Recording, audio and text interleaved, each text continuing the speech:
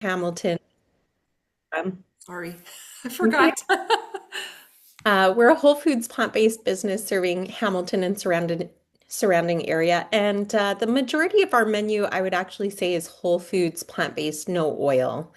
So as I began to go down the plant-based rabbit hole and learn and learn and learn about nutrition, um, one of the teachers that I follow is Dr. Michael Greger. Mm. There's a number of plant-based doctors that I follow quite closely, but Dr. Michael Greger and I can't think of who the other big proponent is of whole food plant-based no oil, but essentially I decided to go whole foods plant-based no oil. I began my plant-based journey. I've been vegan just a little over 10 years now. So I had my veganiversary. Oh, Dr. Esselstyn, thank you, Esther. Yeah, I probably was from the Esselstyns.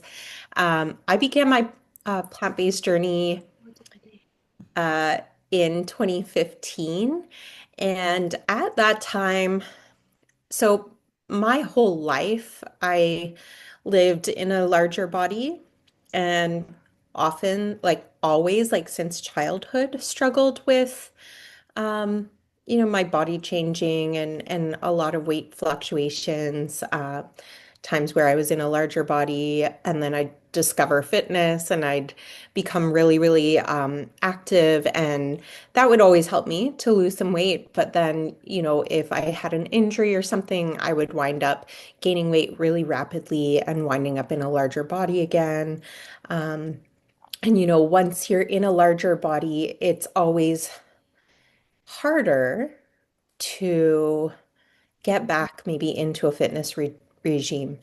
And one thing that hindsight's always 2020, but one thing that I often will share with folks, this is a group concerning, weight management, right? Yes, So and why I'm healthy kind of lifestyle. touching, sharing specific to that part of my journey. But It's good. It's good. one thing that I often like to bring up with folks who are trying to lose weight, because I feel like there was always a lot of stigma that I felt where people would look at me living in a larger body and suggest that I needed to work out more. Or I always felt that there was some sort of messaging being pushed to me to work out more. And I just, I really don't think you can outrun No. a bad diet. That's number one. And Mhm. the other thing is, of course, you're going to be exhausted at the end of the day and have no energy to work out when you are carrying extra weight. And the way I like to explain this is at one point, at my largest, I was in weighed 254 pounds. Mhm. And I've since going plant-based lost 80 pounds and been able to keep that off. But I now imagine, what if I was carrying an 80-pound backpack with me everywhere I went? How tired would I be if I was wearing an 80-pound backpack to bed, to the shower in the morning, to work with me all day, and just absolutely everywhere I went? Of course, I would be exhausted and not have, the energy to go to the gym. So, on my journey, what ended up happening, which has given me the greatest success, was when I went plant-based. Within that first year of giving up meat and dairy products, I lost about 30 pounds. So I got to about 220 and then I plateaued for quite some time. And I wasn't 100% sure why. I was still new to plant-based eating. And then it occurred to me that I was buying nuts at Costco. And I was snacking on them by the handful, maybe a little bit too generously sometimes. So then I realized, you know what, maybe I just need to just monitor my nut intake and be a little bit more mindful of that. And doing that and maybe becoming, I'm not someone who likes to count calories or encourage people to count calories, but even just for a short period of time to just kind of like gauge where I was at in that moment, it was probably helpful to just be mindful of the portion sizes of nuts I was taking so that I could get those calories maybe just a smidge lower. And that helped me get down to about 200 pounds, which was a 50, almost 55-pound decrease. That was a huge difference already. Yes. And, massive amount of weight lifted off of my body at that point. And I already had so much and more energy than I had previously had and felt a lot better. I would say somewhere along that timeline, I probably also cut out alcohol. Um, not I don't want to say I was a huge drinker, but like, I would have a couple glasses of wine or a cider here or a cider there. Cutting out alcohol, those are just calories that, quite frankly, they're Yes. they're not doing nothing good for us. It's For so true. Yeah. nothing good for us. And um, for those of you that don't know my story, I switched from being vegan. So when I first went vegan, vegan foods include things like Flakies are vegan, and there's vegan Doritos, and Oreos are vegan. That doesn't mean that vegan food is always healthy for you. And in 2017, I was diagnosed with an inoperable brain tumor. And at that point, so that was 2 years into my plant-based journey. At that point, I went whole foods plant-based. So that's when I really started to try to clean things up and really focus on eating whole foods. So, what is a whole food? A whole food is something that is given to us by nature in its current form so that we can then prepare and eat. So, vegetables, fruits, whole grains, beans, lentils, nuts, and seeds. And so those things became the primary staples of my diet. Not saying I never ever have, let's say, some olive oil or a little treat here and there. Of course I do. I'm a human being, so I'm going to be imperfect for sure. But I really made those the primary staples of my diet. And like I would say 90 to 95% of what I eat is fruits, vegetables, whole grains, beans and lentils, and nuts and seeds. So I really, really made sure that that was the focus. Um, and one other thing I ended up layering on as a result of my cancer diagnosis is that um, I started some fasting regimen. Mhm. So I follow a protocol by Dr. Walter Longo. Walter, like the word Walter, but spelled with a V instead of a W at the beginning. So Dr. Walter Longo is an expert in fasting and longevity, as well as fasting and cancer. And he has a protocol called the fasting mimicking diet.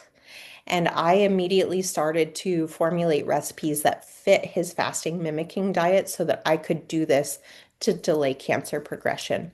And so I think that has also been one element of what I have been doing for the last 8 years that's been quite beneficial. Yeah, you got it, Walter Longo. And so at Apothecary Kitchen, I run a program once a month called the Cell Reset. And the cell reset is Dr. Longo's fasting mimicking diet protocol. And I've created recipes for that. And as a group, I fast with about 20 people Oh, a month. that's great. It's a fasting mimicking. So each day we get a full jar of soup and a full jar of salad. It's not 0 calories, but it's 800 calories a day, Mm-hmm. 5 days. So it is very low calorie. And the idea is it tricks our bodies into thinking we're on a 5 day water fast. Oh. And when we trick our body into thinking it's on a 5 day water fast, our immune system does this really, really cool thing Mhm. where it starts looking around for dead, dying, damaged low performing or cancerous cells that it will preferentially break down Hmm. to harvest um, lipids and amino acids and carbohydrates from to fuel the healthy cells around them. So it will preferentially break down low performing cells. And so for me, what that has done is it has prevented my brain tumor from growing, um, and quite successfully. And I know that it's working because actually, when I first started the business, I didn't have time to do it for 2 years. And in those 2 years, my brain tumor grew 36%. And it didn't grow when I was before that 2 years. It didn't grow for 4 years at all. And it hasn't grown since I resumed my fasting protocol once a month. So it's pretty cool that I kind of accidentally sort of figured out that it's for sure working. But that's I guess a little bit about me. I guess the only thing I didn't mention is my educational background is that I went to school to be a cellular and molecular biologist at the University of Guelph. And I spent about 15 years working in the anti-aging business. So I was the national anti-aging educator for the company that makes Botox. So I was teaching people how to reverse signs of aging on the skin, and teaching people how to regenerate and repair healthy skin. And so essentially, what I feel that I've done is taken that knowledge and some research into nutrition, and now I'm doing the same thing, but systemically throughout the body. Wow. Oh, that's really great. Thank you for sharing your story. My And pleasure. yeah, we did a juice fast. That's with the group. We started with the Paradise. I don't know if you've heard of Paradise Fields. Yeah. So the organic, nutrient-dense juices. They only did 2 days, just because with this weight loss, it's just more to kickstart and to change the palate and hopefully also curb any cravings. So that's what they did. Majority of them. Some just went with smoothies or soups. But I really find it really helps when you lower the calories and really um, give your body a break and focus on you know apopsis and just the cells in your body, like getting rid of any of the dead cells, any of the damaged cells. It really gives your body a chance to regroup and recalibrate, and then you can lose weight even easier when your body is not filled with as much gunk.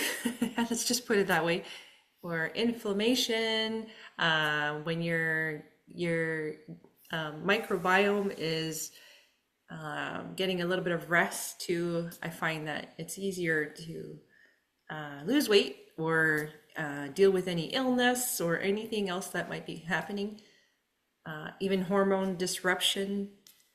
So that's why I also agree with plant-based way of eating.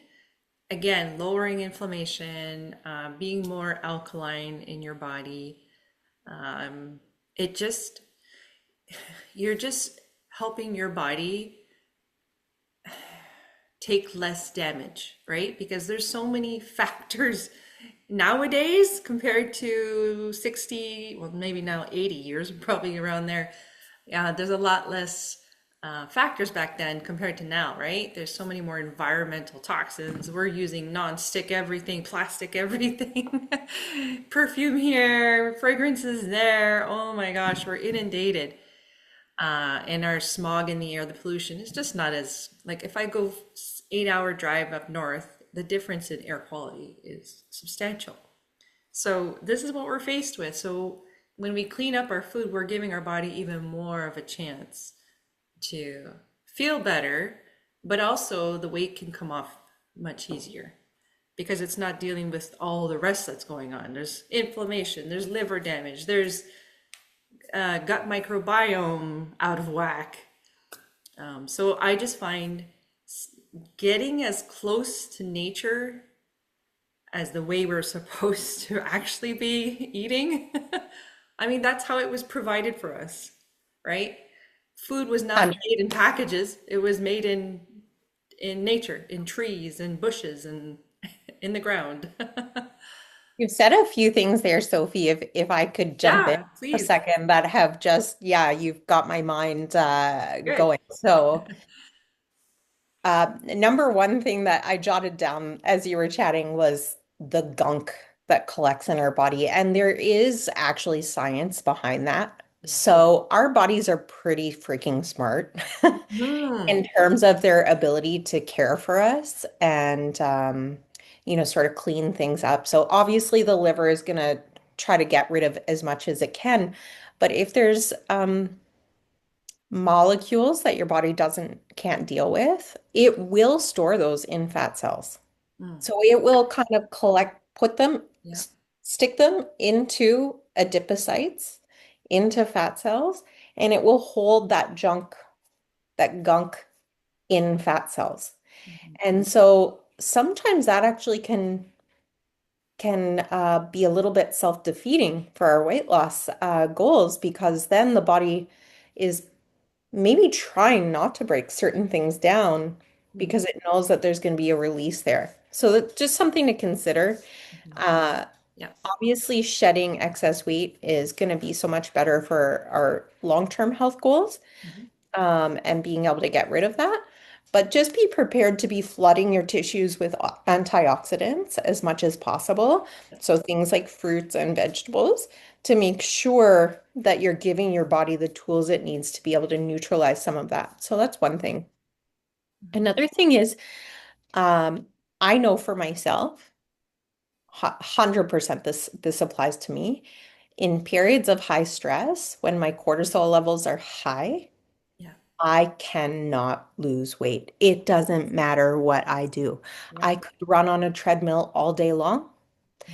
I can eat nothing while running on a treadmill all day long. If my stress levels are high, the weight is not going anywhere. And this is one of our body's ways of protecting us, right?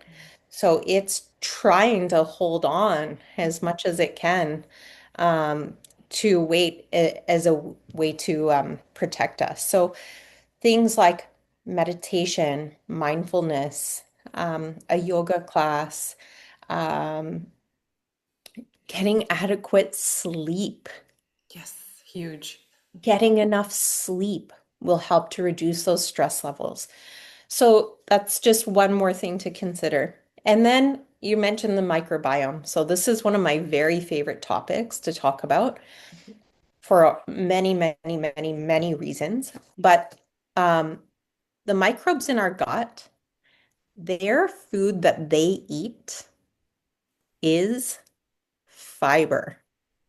The microbes in our gut, they eat fiber. If you are going to count anything, Mhm. do not let it be calories. Do not let it be carbs. Do Thank not let it you. be grams of protein. Yes. Count your grams of fiber. Yeah. Um, when Health Canada sets guidelines and goals for grams of fiber, they say women should have 25 grams of fiber a day and men should have 35. One thing to consider is when they set these guidelines, they're trying to set a target that they think the average person can reasonably achieve. Mhm. It's not necessarily the target that's the most beneficial for your health. So, personally, I think we should all be aiming for about 70 grams of fiber a day. If you're having 15 grams of fiber a day right now, don't go to 70 grams a day tomorrow because you'll have bloated belly and you'll hate me. Mhm. But do gradually start increasing your fiber as much as possible and aim high. Forget that 25 number. Aim high. Mhm. Um, Feed those microbes as much as possible. So that's one thing. And the other thing I wanted to mention related to the microbiome is you were talking about food that comes in packages. Mhm. And I was recently listening to a podcast. There's this really amazing, she's a PhD in public health. Mhm. And she was talking about how 70% of our current food environment, Mhm. all processed products. Wow. And some people call it processed food. I don't like to call it processed food because I don't I don't consider it food. I Yeah, call them exactly. I call them processed products or edible products. They're edible, Mm-hmm. but they are products first and foremost, whose entire goal is to increase and line the pockets of shareholders of these large corporations. They do not give the first about your health. They do not care about you Mm-hmm. at all. Mm-hmm. They just care about profit. It's true. These are products designed by food scientists to make you crave them, to make you addicted to them, to make you want more of them so that they can keep turning and burning and making more and more and more. And now, here's the real point that I'm really going with this. What allows these edible products to live in their packaging for so long and still be edible a year or two or five from now? Yeah. What do they put in there? Well, they put preservatives They put preservatives. And what's the role of those preservatives? to extend the shelf life. How does it extend the shelf life?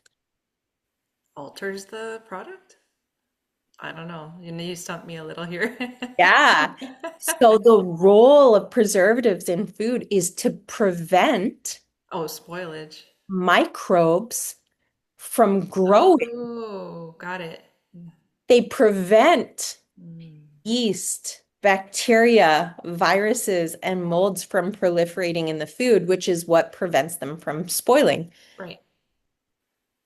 That all sounds good, but what do you think that does to the poor little microbes in your gut? Ah, wow. Interesting. I never thought of that. Right. Ooh. Maybe, if you have the odd Yeah. chip or something, like bag of chips, like once in a blue moon that has preservatives in it, that's probably not the end of the world. But think about, I know in my old life, I've been guilty in my 20s. I didn't care about my health. I thought I was going to live forever Yeah. because, I was 20 and I was invincible. Mhm. So I could easily go to McDonald's on my way to work and get, a breakfast sandwich. Yes. And then I could easily grab a little snack out of the vending machine at work. Right. And then God knows what I was packing for my lunch. I don't remember what I was at. I was probably running out to some restaurant to grab their MSG loaded, food. And then, you know, Yeah. what I'm saying is if you're dipping into these products that have preservatives multiple times a day and your exposure is frequent, Hmm. this is going to have a huge negative impact on the health of your gut. So, um, avoid foods with preservatives as much as possible. That's my best advice. And focus on fiber so that fiber will help you, those good bacteria, it'll feed them, it'll help them proliferate, and it'll help you. It's true. The more diverse gut microbiome, and there's more science coming out, more and more, the more you have that, the more healthy you are going to be. It's just, there's been so much evidence in it. Um, it's just going to improve your immune system. There's just so much more to it. So your gut does a lot. It doesn't just help your bowels.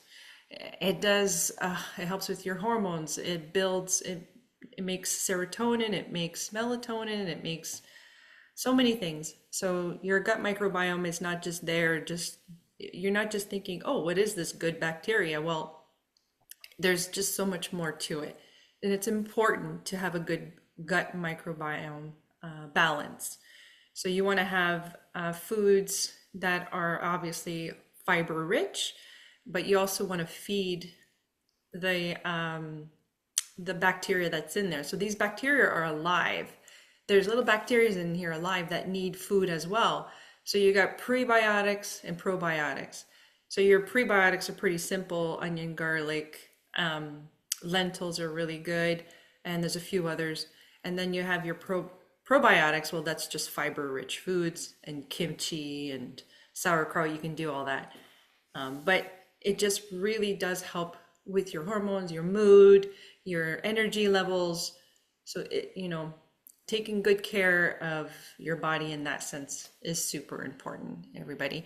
I don't know if you have anything to add to that, but obviously sugar balance regulation, fiber is huge for that, keeping your sugar more even, Steven, so you're not having high sugar and then crashes, high sugar and then crashes. We never want to do that. Oh. Sorry, guys, he's just been crying. I've been at work all day and he's just sitting here crying. I'm like, Of course, that's okay. Yeah, we have pets here too. Same thing. That's why I was back and forth. Aw, it's so cute. Yeah, so yeah, and like I do try to say, watch your protein in your meals. I do tell them that. But I actually would rather more and more people concentrate on fiber, because we really don't, I don't think people have the understanding of how important the fiber really is for so many reasons, especially with weight loss. Like you're going to have much more satiety. Sorry, I'm French, so the word never seems to come out. But it just keeps you fuller so much longer. Guys, I barely eat, and yet I eat like big meals when I eat in my breakfast and lunch. Those are my two meals. Usually I only need. But I can go hours in between because I really feel satiated. Like I feel like I've had all my nutrients. I feel like my body is like, I'm good. I'm not missing any minerals or vitamins or macros. You know what I mean? Like I feel like I've had a good, well-balanced meal. And when you do that, your body's not going to be screaming at you saying, something's lacking. I'm not getting something here. Feed me, feed me, feed me. This food noise we get, right? And so when I do eat properly, which I try to as much as possible, I'm not perfect. But when I do feel so much better, like in so many ways. Energy, I feel like I'm not craving, I'm not feeling like low energy at 3 p.m., right? So I'm just giving you personal experience as well. As I used to eat meat, I used to do all the dairy before too, and then, you know, um, and being an athlete, I always thought protein, protein, protein. And now the switch is unreal, guys. Unreal. I mean, I'm almost 49 and I'm in the gym going, I can lift better than I used to. I recover better. I have more energy than I ever thought I could have. And I mean, my energy is a little bit less. Yes, I'm 49, but it's not, I can go a lot better than I used to. I used to wake up tired, guys. Like so tired. Um, I used to wake up so tired. I used to have 3 cups of coffee a day. Like I had to. I could have had more. I could have kept going with coffee if I want. If I had a whole pot in front of me, I probably could have drank it all because I did not have energy. So a lot of things have changed for me doing it this way. My body's more in balance. My hormones are more in balance. My PCOS, I don't even think I have hardly. I don't even think I have it really. My periods are maybe one day late or 2 days the most. Um, I'm in perimenopause, so it's coming soon, but it's still not as irregular as it could be. Because I used to go 50 days without a period sometimes, or I used to have so many mood swings, and I could tell you that stuff that it was crazy. So I hope that this call with Kristy, I have a friend named Kat, I was thinking of, has really encouraged you to maybe look at the possibility of, you know, increasing your fiber and going more plant-based. I'm not asking you to fully go tomorrow, boom, that's it, I'm vegan, unless you want to, of course. But I hope that you will, on your plate, increase those vegetables, increase something so that it'll push out maybe the bad.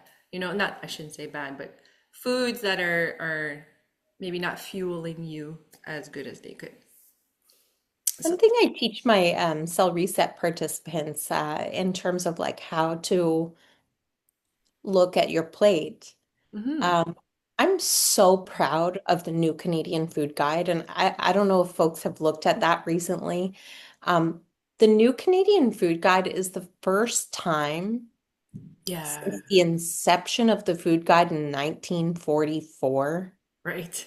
where they did not allow any lobbyists or special interest groups to Mhm. participate in the development of the food guide. It was developed by physicians, Mm. registered dietitians, Not, and people who are experts in nutrition. mm. And so now when you look at the new Canadian food guide, it's actually just a food plate for Yeah. starters. So it's a Yep. photo of a plate. Mhm. Half of the plate is fruits and vegetables. Mhm. A quarter of the plate is whole grains. Mhm. And a quarter of the plate is called protein foods. Mhm. So when I'm meal planning, I picture this plate. Is half of my plate fruits and vegetables or vegetables, right? Yeah. What about breakfast? If I'm thinking about breakfast, okay, so I could do a bowl of oatmeal Mhm. with some berries on it. That's not really half of my meal though worth of fruits and vegetables. So how can I add to this? Okay, well, I could have a banana on the side or an orange on the side to add some additional volume in fruits. Okay, and then the protein foods, I could add some nuts Mhm. and seeds on top. Mhm. Um, Yeah.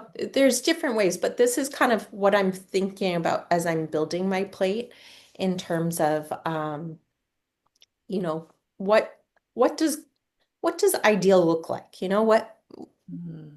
What's going to help me the most? And so I think I'm really, really, really proud Mhm. of Canada Mhm. for this new food guide. It's very, I was so happy when they changed it. yeah, it's it's really great, guys. If you have a minute, I would encourage you to go Mhm. Google it if you haven't seen the new one and have a look at it because it's really, really, it's really good That's good.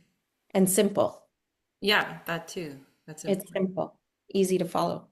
I don't know, do you want to open the floor at all if anyone has a question? Yeah. If anybody has questions, go ahead. Don't be shy.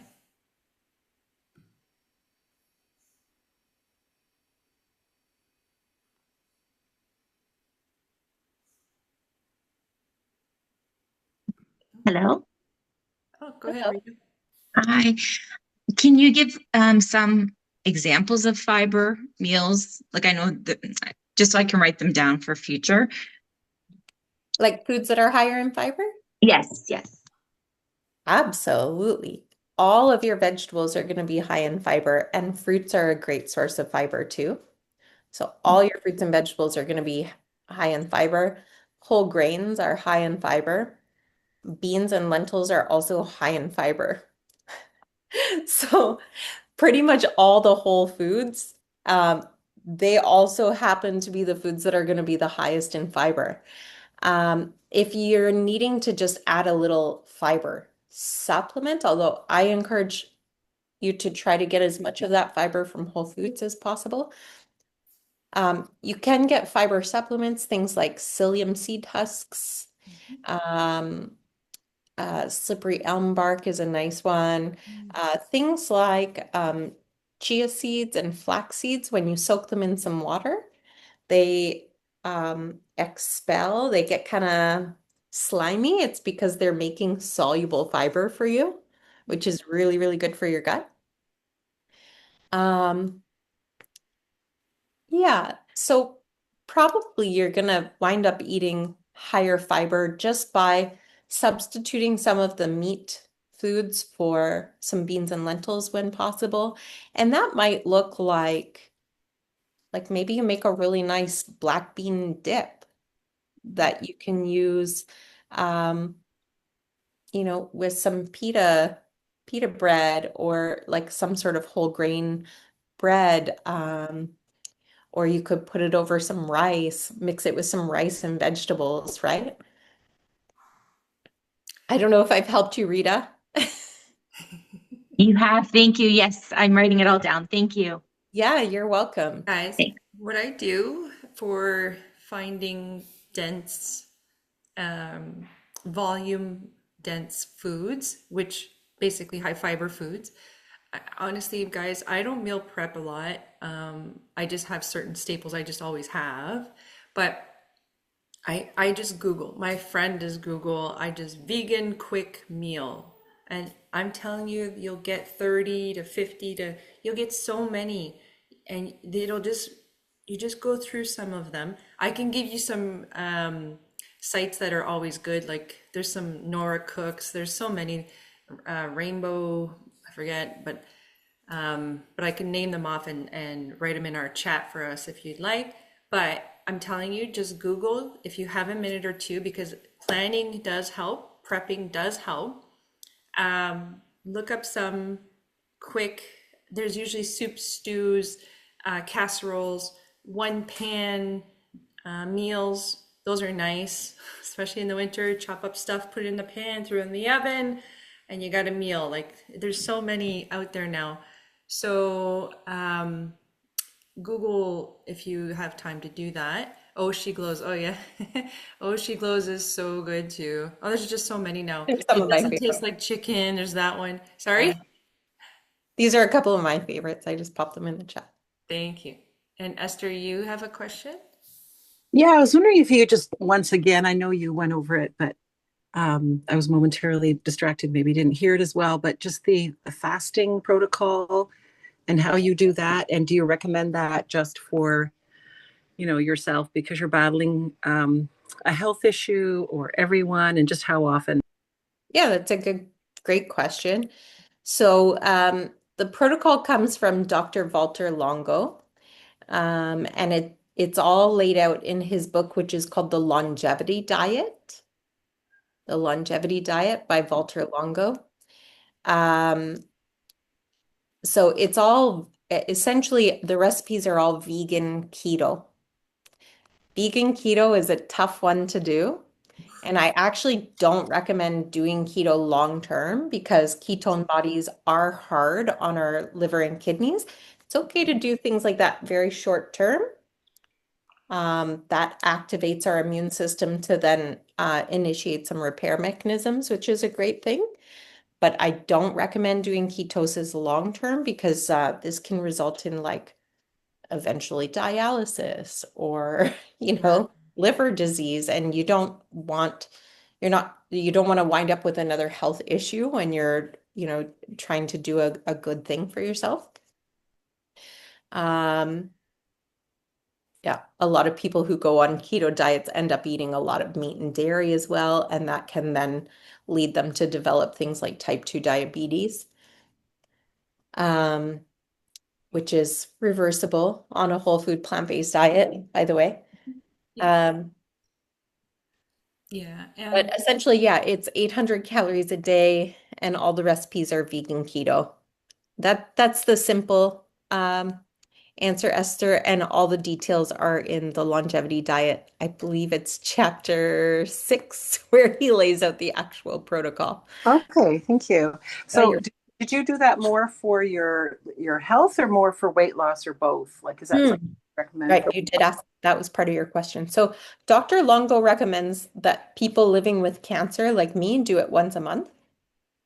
People looking to reverse lifestyle diseases like high blood pressure, high cholesterol, high triglycerides, type 2 diabetes, folks looking to lower their risk of heart disease, a cardiac event or stroke once a quarter, and people who are just looking for general health optimization once or twice a year. Okay, thank you. I Yeah, have, you're welcome. I have a question actually. Is there a certain time of month for ladies, let's say, as with hormones can affect sometimes our weight loss. Is there a better time of month to do Yeah, a fast? 100% there is. Always the first half of your cycle is actually the best time for women to fast. And the reason why is as we prepare to shed the lining of our uterus, that requires progesterone. Mhm. And we only produce progesterone typically in the third week of our cycle, is when the majority of progesterone's produced. And the backbone of progesterone is glucose. So if you don't have glucose in that 3 week period, which by the way, glucose, you're, comes from whole grains, and you're going to get some glucose from, vegetables and fruits and all these healthy foods. You can get lots of more than enough glucose from to produce that progesterone. But if you were water fasting, let's say during that third week of your cycle, and maybe a little bit into that fourth week of your cycle, you would risk not having enough progesterone to shed the lining of your uterus, which would delay the start of your period, which is what happens to some women if, let's say, they are very avid athletes and they're using all of their glucose for their muscles to work, and they don't have enough glucose to produce enough progesterone. Sometimes people who are athletes will wind up missing periods, and that also happens to people who maybe have an eating disorder or a disordered eating, like anorexia. Good. Yeah, that's what I teach people too. Um, and I know some people on here might be in their menopause, so that's a little bit of a tricky situation. You can still kind of figure out, you still have somewhat of a cycle, but it's not like exactly like a period. You just have to kind of know your moods and stuff, and then you'll know when you're more, uh, you still are lower in your hormones, obviously, but you're still going to have some of the symptoms of what it looks like for a cycle in a month, like a before menopause. So usually the first half, the first 2 weeks, you're much more social. The estrogen is the party hormone, they call it. And the progesterone is the I just want to be left alone. So the antisocial part of your cycle. So when you can start seeing these different moods, when you start getting more and more social, and then you're just much more, you're also less naggy. Sorry, it's true. Estrogen, low estrogen means sometimes you can be a lot more frustrated and nagging and angry and maybe not angry is not the word, but um, anyway, you're just not as usually nurturing. You're not as soft and warm-hearted. Maybe that's another better way to put it. And then progesterone, you're much less in the mood to be around people. So these are the two signs, and you can see this still into menopause, just not as strong, obviously. So you can also work within those perimeters. I usually would recommend in menopause to still track your way of feeling and your hormones, so that you, in case you want to gauge when to do certain things. Any last questions?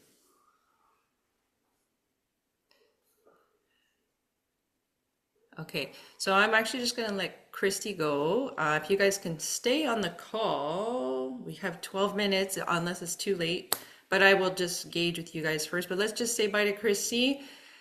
Thanks so much. Thank Thank you. you. My Appreciate pleasure. Thank you. you. Thanks so much. You're welcome. Good night, everyone. Good night. All right. Well, that was neat, eh, guys? Very interesting.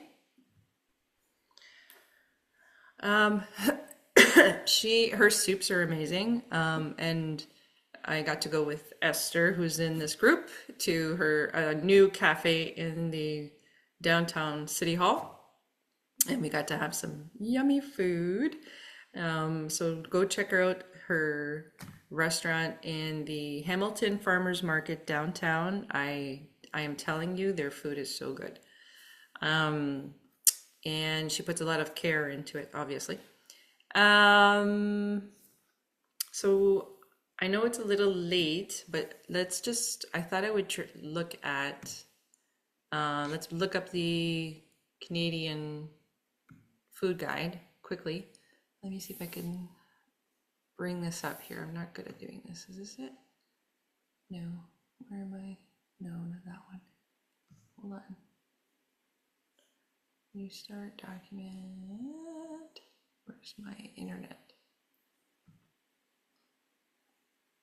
No, no. Okay, hold on. If I do that, there we go. Okay. I'm just gonna get the Canada Food Guide. Let's just have a quick look, okay? If you have to go, I understand, but if you want to stay, let's just have a look at it.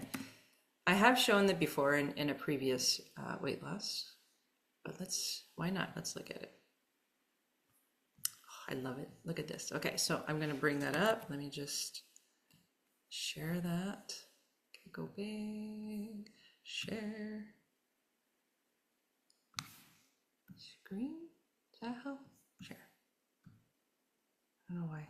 There you go. Are you guys seeing the plate? Yep. Okay, thanks. All right, there you have it. Obviously, they have, eat protein foods. So it's not going to be plant-based, right? So they still include healthy, lean cuts. So you see your chicken breast, and you see probably a leaner cut of roast type of beef. You have your salmon. So salmon, or maybe that's some other fish, but it's pink a little bit. So I'm assuming salmon. But salmon, the reason why it is a little higher fat, but it is omega-3 rich. So omega-3s are very good for you, okay? So your walnuts, chia seeds, flax seeds, hemp seeds. Oh my gosh, probably all seeds have omega-3s, but those are the three top ones in walnuts. Really lower inflammation, okay? You want to lower inflammation. It's good. And then of course you see lentils, you see the chickpeas. I'm so happy to see that. And you got tofu.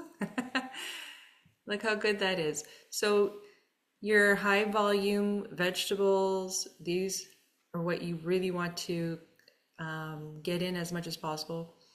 So when I have my breakfast, I always start with a bunch of fruit first.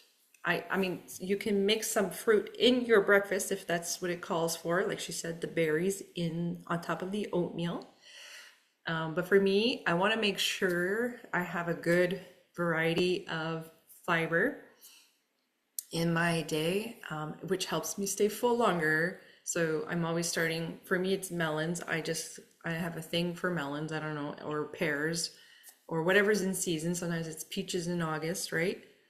But I'm starting with just fruit on its own, just because it's just something I like. It just starts me off on the right foot.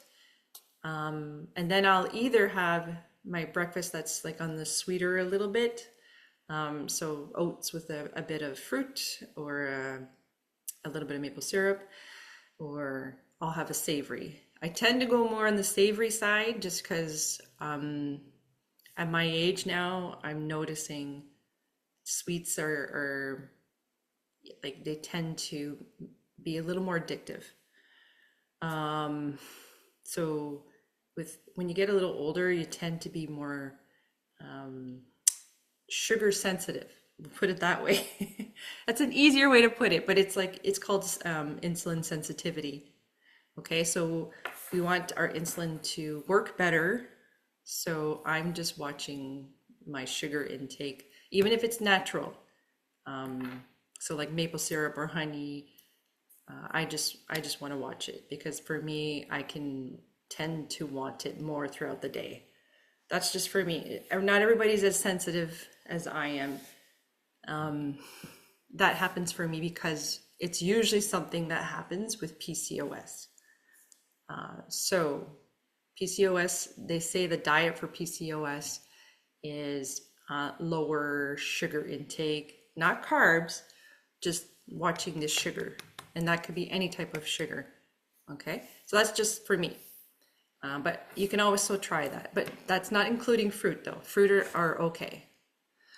So yeah, you see here, so potatoes, sweet potatoes, great vegetables for fiber and for a carb, really good carb, which you can see here. And then you have your peas, great vegetable for protein, actually, green peas. You have your cruciferous vegetables. So cruciferous are some of the best ones for weight loss. I will tell you that because they are the lowest calorie and higher fiber. So your cruciferous are your broccoli, like it's there, showing there. There's cabbage. There's a whole family of them. So cabbage, broccoli, cauliflower. You have Brussels sprouts. You have, what's the Chinese? Bok choy. That is the word I was looking for. They're all in the cruciferous vegetable family. Asparagus might be too. I'm not too sure. Trying to remember. But anyway, those are really great vegetables I would add in. And what's not showing here, I'm going to say, is your microgreens. That would be the only thing I would add to that plate. That's just my personal preference because it packs a punch of nutrients in such a small little microgreen. Okay, guys? And it does increase your satiety, like it keeps you full. I notice for me, even just a little, it works even better to keep me fuller longer. Okay, and then again, as you can tell, it's not, this is brown rice and quinoa here. Probably, I'm thinking that's black rice. I can't tell. And then that's whole wheat pasta. So I would train yourself to change your pasta. I know we grew up on white pasta. I know some of us, it's going to be something that could be really hard to do. Maybe just have that as a very low moderation, but maybe train yourself to go on to the more whole wheat version. Or I like the lentil version of pasta. I try to stay away from gluten now. That's just personal. I won't go on and on with that. I just wanted to talk about this plate. But yeah, as you can see here, always picturing when you're going to eat this vision here, and